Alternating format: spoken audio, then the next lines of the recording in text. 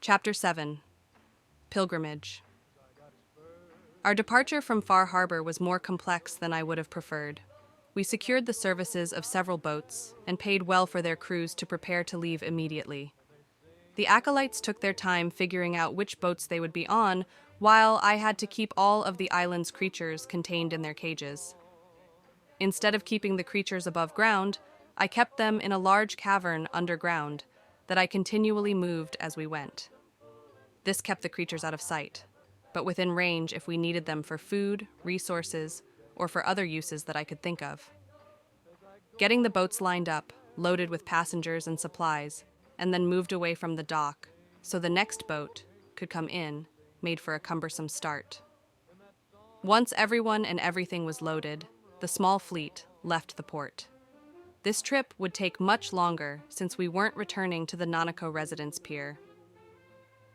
For the return trip, I'd instructed the boat captains that we would be headed to Warwick, a small settlement in the southeast of the Commonwealth, and disembarking there. I chose Warwick because it was close to the glowing sea. This meant that after we had reached the settlement, we could immediately begin heading toward out destination, with only a scant number of ruined neighborhoods and a bog in our path.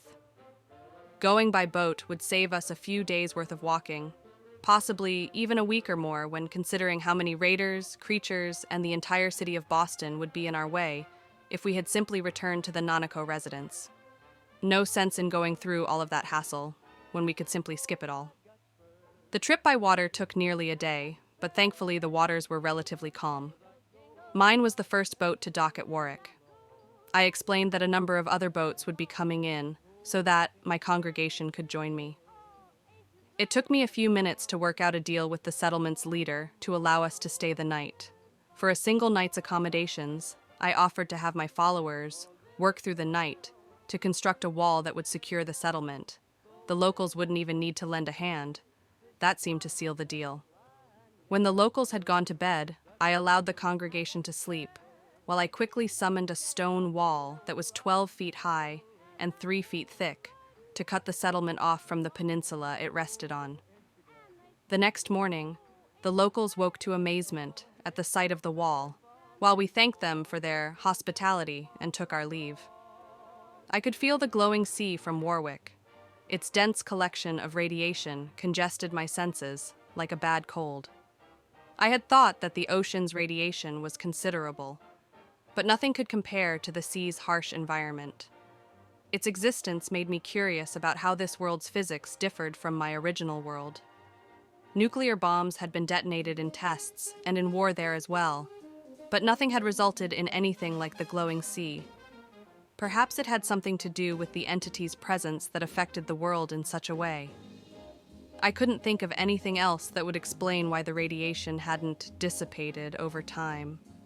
We wound our way through skeletal hamlets, some of which had begun sinking into a bog that threatened to swallow this section of the Commonwealth over time.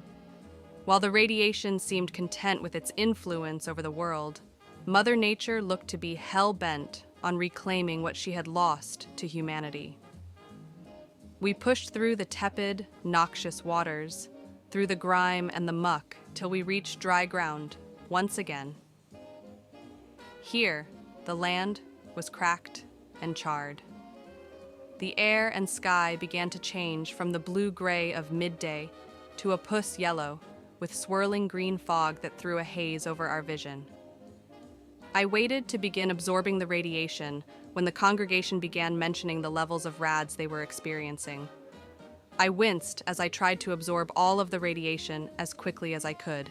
There was so much. When I realized it wasn't going to work as quickly or as easily as I would have preferred, I tried to stop. The radiation continued being absorbed, and that confused me. Terror began to grip me when the process not only continued, but also sped up. The increased speed caused my senses to burn, like an injection pushed too quickly into one's body. The sensation spread throughout my body, and I began to whimper and stumble. Adam and T'Preea were kneeling beside me in an instant. Mehrunes took up a defensive position in front of me, as if to guard me from some unseen threat. "Merida?" T'Preea called. "What's wrong?" I could barely contain my voice from screaming. "The radiation! I can't stop absorbing it. It's so much! So fast!" Adam held me and braced me so that I could continue to stand. "What can we do for you, High Priestess?" "Nothing," the entity's voice rang in my mind. "They will do nothing. This is your trial. The radiation flow will not stop until you have reached the Whately research facility." "The buried city," I grunted through the pain. "Buried city?" T'Preea asked as she looked from me to Adam. Adam shook his head, not understanding what I meant. They couldn't hear the voice. "Just so," it responded. "If you are successful, 2 additional blessings await you." "I'll do it," I swallowed, doing my best not to scream. "I'll make it." "We shall see," it responded. "Merida, what are you talking about?" T'Preea asked. I reached out and held onto Adam's shoulder to steady myself as I fought through the burning sensation that set all of my nerves ablaze. "Adam is putting me through a trial. I have to reach a facility in the glowing sea. He will not allow me to stop absorbing the radiation until I get there." "Absorbing the radiation has never hurt you before," T'Preea said, as she tried comforting me. "There's never been this much being forced this quickly into me," I said, as tears began to roll down my cheeks. "We'll carry you there, High Priestess," Adam said, and began to pick me up. "No," I refused. "No, I have to do this myself." "Will you be able to make it?" Adam asked with concern. "I am Merida Oradoom," I growled as I steadied myself and began to march forward, every movement agony. "Nothing will stop me from my goals. Not pain, not a trial, not a god who thinks I might not be able to overcome something so simple as walking." The defiance and confidence were mostly for show. Truth be told, I was in complete agony. T'Preea caught up with me, and her expression was one of deep concern. "Merida, you can't do this on your own. Let us help." I looked at T'Preea with tears streaming down my cheeks, the pain echoing in my eyes. "Please, just be ready to pick me up if I fall." She stared at me with pity and worry before nodding. Mehrunes stuck by my side as we moved forward, allowing me to shift some of my weight against him. The trek from the edge of the glowing sea to the research facility would take several hours. In order to expedite the trek, I summoned a road that would lead us in its general vicinity. I didn't know how I understood where it was. I assumed it was the influence of the entity. The massive chamber below the surface that I could sense had to be the underground chamber where the entity's buried city waited. The journey was torture. Every inch of my body radiated with searing fire. Each step felt like my bones with molten metal being hammered into submission. I fell more than once. T'Preea, Adam, Mehrunes, and the others were all there for me. They gave me water and helped me to my feet. The process was maddening, to the point that, by the end of the journey, I nearly couldn't differentiate the difference between the pain and the rest of the world. Finally, though, the Whately research facility rose over the horizon. It stood like an onyx spire, cleaving the landscape in twain with its monolithic presence. The closer I came to the building, the more people in the congregation began to stop in their tracks, not daring to come close to the facility. By the time I was a few yards from the doors, only Adam, T'Preea, and Mehrunes were by my side. The desperate laugh that escaped me as I stood in front of the doors was one of relief. The pain that had consumed me for the past few hours began to subside. The towering structure felt like I was coming home, and the doors were a welcome sight. I took several ragged gulps of air as I staggered to the doors. As soon as I touched the handle, I felt a sense of warm comfort wash through me in the way that only one's home could give. I pushed the door open, then looked back. T'Preea was by my side, but Adam and Mehrunes stayed a few yards away. "You can't come with us," I told them. Adam nodded. "I know, High Priestess. I don't know how, but I know." Mayroon let out a mournful bellow. I smiled weakly. Don't worry, we'll be back, and when we return, we'll be better than ever. I'll pray for your safe return, Adam said, as he dropped to his knees and began to pray. I looked at T'Preea and we entered the building. The place was strangely well preserved. Apart from dust buildup, some missing ceiling tiles, and the occasional damaged light fixture, the interior of the facility was completely intact, preserved like some time capsule dedicated to remembering a small fingerprint in time. While the building stretched into the sky, we made our way down. There were dozens of levels below ground, and we had to get through each of them before finding the tunnel that led to the underground city. The further we went, the more strength I regained. We pushed through a door that opened to the 3rd level when I blinked. When my eyes opened, I was staring up at a stone ceiling through some sort of glass enclosure. The ceiling was expertly carved with blue, glowing dwarven runes. I knew this place. I'd visited it hundreds of times. The mausoleum? I asked, then coughed. My throat was dry as if I hadn't used it in ages. What? A familiar voice gasped. I turned my head, the act itself painful. My neck was stiff, and even the turning of my head caused the bones to pop. My eyes widened as I saw Farron standing on the other side of the glass partition. Farron! I cried out in my aching voice. My eyes welled with tears of joy. Merida, he replied, and began to pull the clasps to the glass. As soon as he opened whatever the partition between us had been, I leapt forward and embraced him. His arms wrapped around me like a vice, and I reveled being crushed in his embrace. By the stone, it's been so long, he cried and kissed me. I don't know what's going on, I said, giddy but still confused. One moment, I was with T'Preea in the wasteland. The next moment, I was here. The wasteland? Farron asked before shaking his head. It doesn't matter. You're here and you're finally awake again. Is she really awake? A soft female voice called from the side.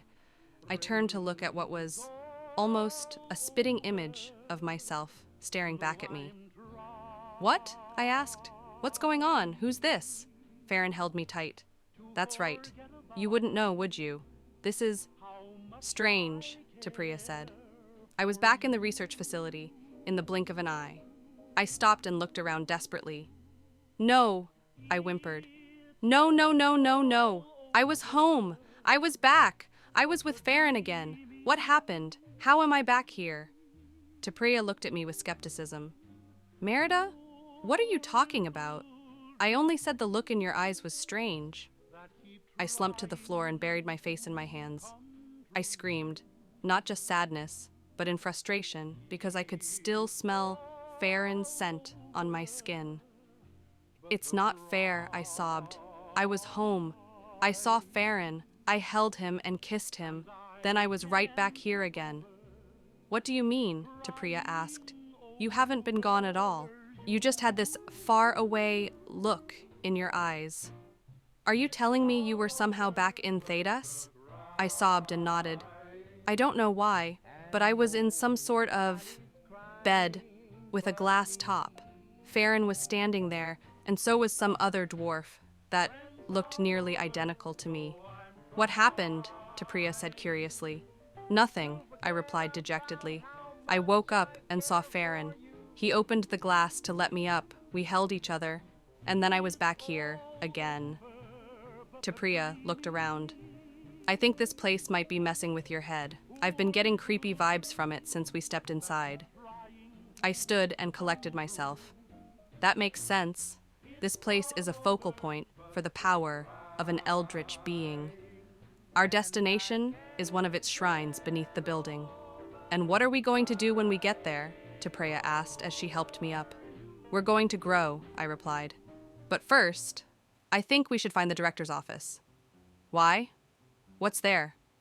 I smiled, trying to seem confident through the heartache of having been with Farron again, then being suddenly ripped from him once more. Something I think you'll be able to take advantage of. It took us several minutes to find the director's office. It was unassuming on the outside and fairly mundane on the inside. Granted, it had slightly better decorations than the other offices, but apart from that, the only way to tell one from the other was the tile on the door. Inside the office, I moved around the desk and tugged at the drawers till I found one that was locked. I scoffed and gave it a firmer tug, using more of my strength than I normally would, and snapped the drawer from its lock to pull it open. Inside the drawer was a small wooden case with smoothed edges and polished to a mirror shine. There was a sense of otherworldly nature about the box, but that didn't stop me from flipping the silver clasp with a snap and opening it. There, sitting on an interior of red velvet, was the Magnum Nomicon, a revolver made of mixed heavy irons in its rune-etched frame. The barrel was made of solid gold and had strange runes etched into it. The oversized grip was wrapped in leather of a questionable origin, marred with tentacle-like symbols that still seemed wet with fresh gore. I smiled and offered the gun case to T'Preea. "Here you go, Deadeye. This ought to serve you well." T'Preea looked at the gun with paranoia. "What the hell is that?" I grinned. "The Magnum Nomicon." "Oh, hell no," T'Preea shook her head. "I don't want to have anything to do with anything that looks like that and basically shares the name with the Necronomicon." "I hate to tell you this, but it's a little too late for that," I said sheepishly. "What's that supposed to mean?" T'Preea asked. "Adam is real," I explained. "Not in the sense that the children of Adam believe, but it is a real entity, and it already knows you exist and what we are." "You mean people who constantly reincarnate?" T'Preea clarified. I nodded. "Pretty much. So, if a being like that knows you exist, and didn't put the heebie-jeebies in you so that you could enter the building, you may as well use the gun. It can't do anything worse to you than Adam can."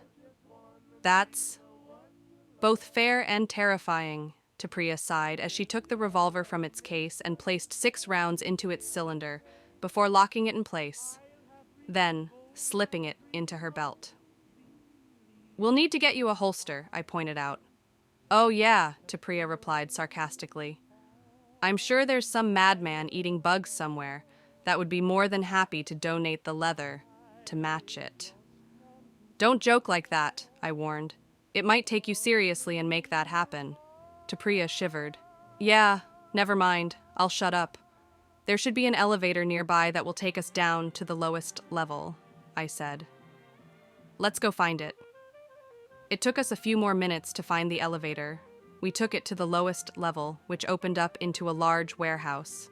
The back of the area had a hole in the wall, which we followed. The tunnel was comforting. It had been a few years since I'd been this deep underground, surrounded by stone. The passage was lit with the ethereal glow coming from luminescent gems. The gems were curious and caught my attention. When I inspected one, my eyes widened. "T'Preea! This is lyrium!" I exclaimed. "What?" T'Preea gasped. "It can't be. Isn't Fallout supposed to be Earth? There's no lyrium on Earth." I reached out and touched the gem, and heard the subtle song ringing from the gem. "No, this is lyrium. I spent half a millennia around the stuff. I know it as sure as I know the stone itself. I can hear its song. This stuff is lyrium. What is it doing here?" "Continue your approach, and I will explain," the entity's voice called. "What the hell was that?" T'Preea shrieked.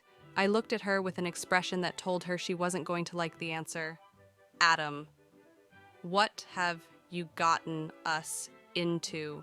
T'Preea moaned. We continued down the steep obsidian passage. Its jagged walls threatened to tighten down on us, but never did.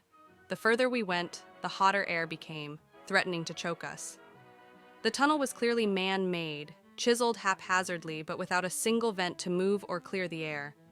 It took us several minutes to reach the bottom, where the passage opened up into a massive cavern. The view was stunning and terrifying. The cavern was filled with the ruins of ancient buildings that predated humanity by ages untold. 3 star-shaped buildings of smooth obsidian slumped, partially toppled. Beyond them was a massive abyss that descended into an endless darkness. Extending out of the chasm's depths, dozens of pale, grotesque, purple tentacles The width of tree trunks emerged, writhing slowly. The tentacles spread throughout the area where they clung for purchase among the cavern's walls and ceiling. A tall obsidian obelisk rose from the center of the abyss. Its smooth, gleaming surface was inscribed with mysterious hieroglyphics, glowing with the soft blue light of lyrium. Several shadowy figures surrounded the obelisk and paid us no mind. "Approach," the entity's voice echoed. The cavern was so large that it took us a few minutes to cross the distance from the passage to the edge of the abyss. The ancient buildings threatened to swallow us whole with their sheer size and alien architecture. We stopped at the edge of the drop-off. "Approach," the voice insisted, the power of it compelling us. I began to summon a stone path for us to allow us to cross to the obelisk before the entity rebuked me. "No," it insisted. "Approach and have faith." T'Preea and I shared a doubtful look, but I was confident enough that I could save us if we fell. I took a breath and stepped out over the edge. My foot came down and squelched against a series of whirling tentacles that came from the blackness of the abyss. I continued forward, and each step I took was greeted with more tentacles. T'Preea followed after me. It took us a few minutes to get to the obelisk. When we arrived, the shadowy figures moved aside without a single sound or any other acknowledgement of our presence. The entity spoke the truth, though. The figures did feel like family. While they didn't seem to acknowledge our presence, I felt a warmth from them that was both welcoming and comforting. When we reached the obelisk, we both knelt on the writhing mass of tentacles beneath us. "You have already witnessed my first blessing," the entity intoned. "My avatars now answer your call. Even now, because you believe it, because you will it, they hold you over the abyss." "You promised 2 blessings," I replied, keeping my tone respectful. The pain from my pilgrimage had faded, but the heartache from seeing Farron again was still fresh. "Witness," it said, as a cluster of brilliant pink jewels emerged from the mass of tentacles. "Within these stones is the power to compel the creatures of the wasteland. Take them into yourself, and you can impose your will upon them." I reached out and took the crystal cluster. It reverberated with power, and the light reflecting off of it threatened to warp my senses if I stared at them for too long. It took me a moment to realize what it meant by taking the crystals into myself. But when I did, I pressed the crystal to myself and absorbed it into my body. I'd learned to do this in Thedas when I discovered that I wasn't limited to moving through the stone. I could also absorb the magic or other qualities of different types of stone. As soon as the crystals had been absorbed, I could immediately sense all of the creatures within my sphere of influence. Mehrunes was at the entrance to the facility. There were mole rats, death claws, rad scorpions, and more. At the edge of my influence, where I had to leave them, were all of the creatures I'd brought with me from the island. "What of my companion?" I asked. "She has also come and shown her contrition." "And she wields the gift you have granted her," it replied. "But I will empower her because you have requested it. No longer will the weapon require mundane resources to wield. Her willpower alone shall be enough to allow it to fire." "We thank you," I replied. T'Preea bowed her head in thanks. "However, you promised me 2 blessings," I repeated. "You said I would gain dominion over your avatars and 2 blessings. I'm still owed 1 blessing." "So you are," the entity agreed. "And I will allow you to grasp what you have not been able to since you have arrived in this world." I gasped as I felt my connection to the magic of the world was restored. I felt arcane energies surge in through me. I wept with joy as I felt the connection once again. The magic in the world was there, but it was essentially untapped. I reached up and wiped the tears from my eyes. I'd never understood just how important that connection had been to me until I felt it once more. "Thank you," I whispered with genuine gratitude. "You have what was promised," it replied simply. Continue to cleanse the world, conquer the wasteland in my name. Continue your role in the narrative. What does that mean? I asked.